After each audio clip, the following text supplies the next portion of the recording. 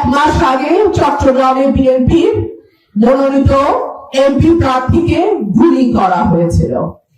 গতকালকে ওসমান হাদি গণতন্ত্র মঞ্চের একজন তরুণ তুর্কি, একজন তরুণ নেতা, এবং তিনি ঢাকা ৮ আসন থেকে নির্বাচন করার ঘোষণা দিয়েছেন স্বতন্ত্র প্রার্থী হিসেবে।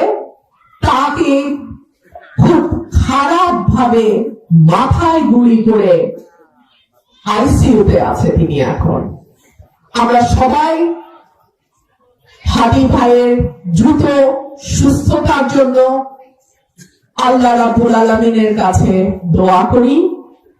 তবে এই সকল গুলির ঘটনা, আহত করার ঘটনা সুষ্ঠু তদন্ত সরকারকেই করতে হবে।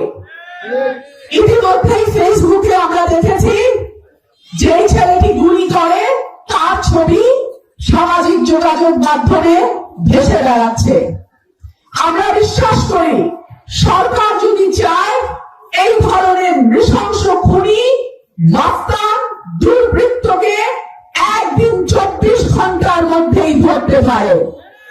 সুতরাং নির্বাচনকে সামনে রেখে যারা ঘোলা পানিতে মাছ শিকার করতে চায়, যারা বাংলাদেশে একটা গণতান্ত্রিক উত্তরণের পথে বাধা সৃষ্টি করতে চায়, যারা বাংলাদেশে একটা রাজনৈতিক সরকার আসার পথে বাধা তৈরি করতে চায়, বাংলাদেশের মানুষ একত্রিত ভাবে তার দাঁত ভাঙা জবাব দেবে বলে আমরা বিশ্বাস করি।